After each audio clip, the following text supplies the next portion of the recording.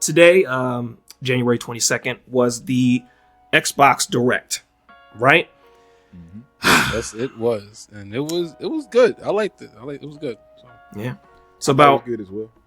I'll say it was about 4 games, give or take, that were shown.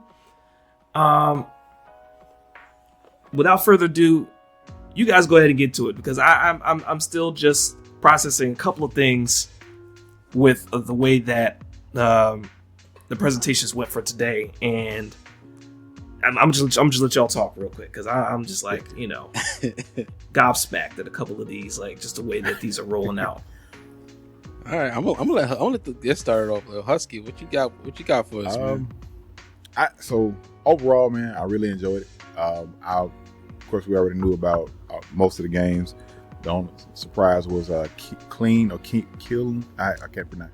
I don't know how to pronounce it. So is it the name of the game, or is that your? I know it's by Double Fines. Yes, it's the name of the game. It's a pottery battle royale. It looks kind of fun. Now, I'm not gonna say it looks interesting. I'm gonna give it a try. I know it's gonna be on Game Pass, so that'll be something I'll probably check out. But overall, man, my most anticipated game for the past 2 to 3 years, which has been Fable, was shown. Now, we did actually get an action. It does. It looks like Fable, and I did have faith that Playground would give us that, with them being a British studio anyway. And this the first time making Fable, right?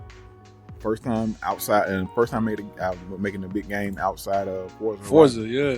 And they kill Forza. Listen, I'm not a huge racing fan. I used to love Need for Speed back in the day, but when I tell you those Forza games, like someday, I remember back when I think Forza 5 dropped, I played it, then I got off of it, but then some days I would just hop in and just drive around, listen to the music, and just play with the new cars and look at the deliveries and all that stuff. The stuff I can put on my car, like, it's so dope. And the fact that they're going to Japan, and I know people probably might get a little slack for this, but like one of my favorite Fast and Furious movies is Tokyo Drift. I just like the whole aesthetic. It's solid, yeah. Mm-hmm. Yeah. So, and the fact that you were going there, so I'm assuming a lot of drift is gonna be in there, a lot of other stuff.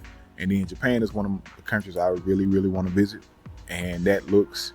To get that experience, and like I said, Forza games are always some of the most beautiful and like graphically amazing games that are like race, the car games. But I'm looking forward to that. But like I said, Fable is my number one. Beast of Reincarnation, that looks good. That's what I'm hyped for. As a game by Game Freak, which a lot of people know from Pokemon. They mentioned it a couple of times. A couple times.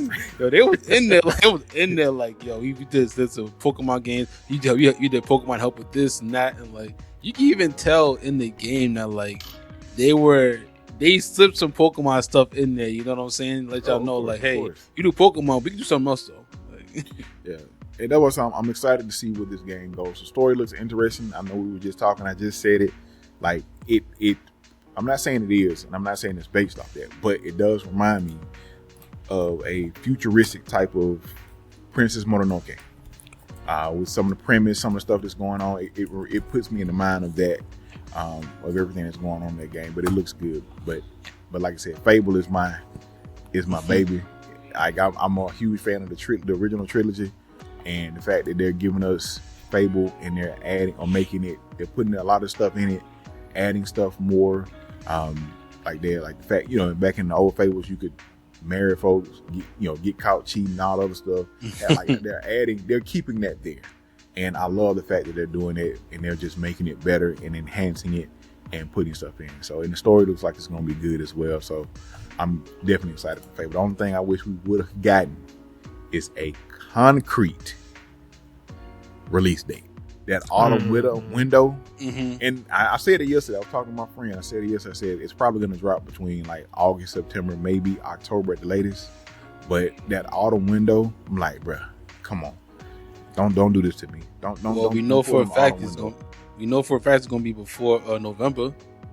It's got to be. It's got to be because unless Behemoth comes out then.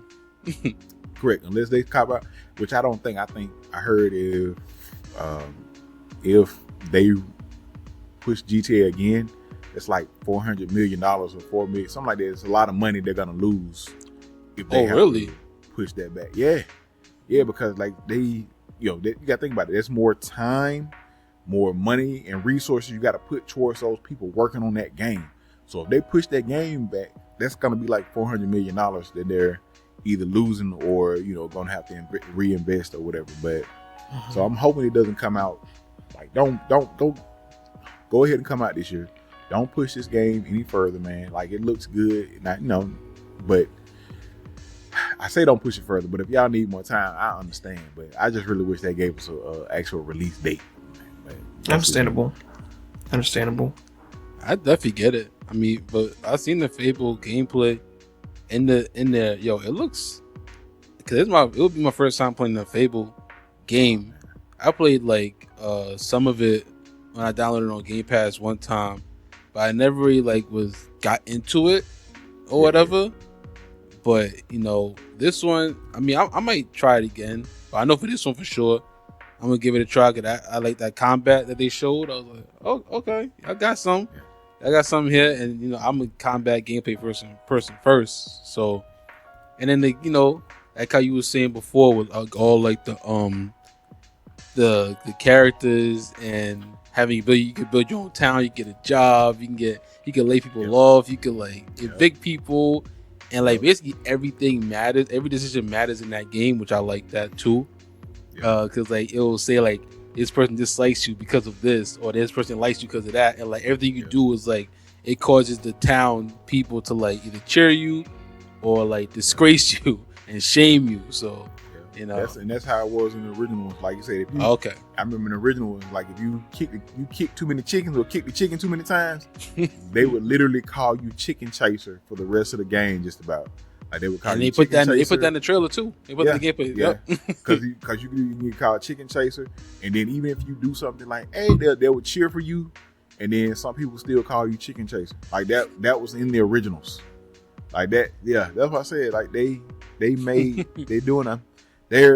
They're embodying Lionhead Studios, and I'm really, really glad to see they're doing Lionhead justice.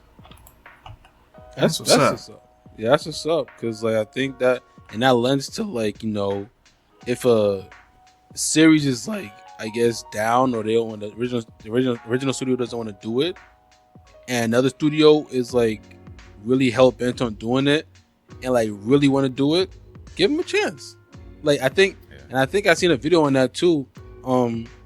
With shout out to 8-Bit, he did have a video of that. I think the people that made Sly Cooper, they weren't interested in making another game. Yeah, they don't. And people do want that. So it's if another studio wants to really make that, and they're gonna really be true to the original series, and then they have a dedicated team that wants to do it, give them a shot. You don't know what they could do. I remember hearing that as well. Sucker Punch was saying they didn't want to. They didn't feel like making, or didn't want to make another Sly Cooper game at the moment. They didn't have it, and the developers we weren't gonna make the head developers, we're not gonna make our team work on a game that they didn't want to make.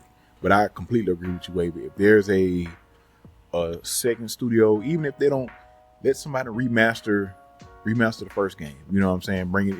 You can do that. Just give it to another studio, like so many other people do. Give it to another studio, let them remaster it, and then you can put that out. That's money. People will rebuy it, and PlayStation on for their remasters anyway lately. So you were I think, I don't remember the first studio. It's a Capcom let or whatever initial engine they were using, the Ninja Theory pick up Devil May Cry and made that DMC game. Which that was my first Devil May Cry, so I enjoyed that. A lot of people. It was a split in the community during that time, though. Definitely more nerds was crazy, me included. What is this trash? And I'm not, and no shade. I think I have it. I hadn't played it, but especially the dig they threw at the beginning with when the mop fell on Dante's head and he threw it off and said, "Never in a million years." I was that is disrespectful. That is disrespectful. you referring to like the DMC guy. Mhm. I didn't. Yeah. I literally just bought all of them on Steam last month. Yeah, I got Yeah, the collection of $30. 1, 2, and 3 for Yeah. sale on PlayStation. Yeah. Yeah, they had them on Steam, and I bought the collect because I've never played them, so I wanted to give them a try, and the fact that I have a Steam Deck and I ended up picking them up. But I did buy the collection of 1, 2, and I bought those, and then I got the 4, I got 5, and I ended up getting the DMC one, and I was like, actually, I was trying to figure out where to start. Like I said, do I need to start with DMC? But my homeboy was like, he said, no, play the collection 1, 2, and 3 first, and then if you want to go back and play DMC because it's like a one-off or offshoot or a retelling or whatever. So Yeah. Your homeboy's right. Your homeboy's 100% right. 100% And right. fun fact. My first game that I played on Game Pass was DMC. Actually, back in 2017 when it first got announced, and I was like, okay, I want to try this DMC game. And I got Game Pass, and been there ever since. So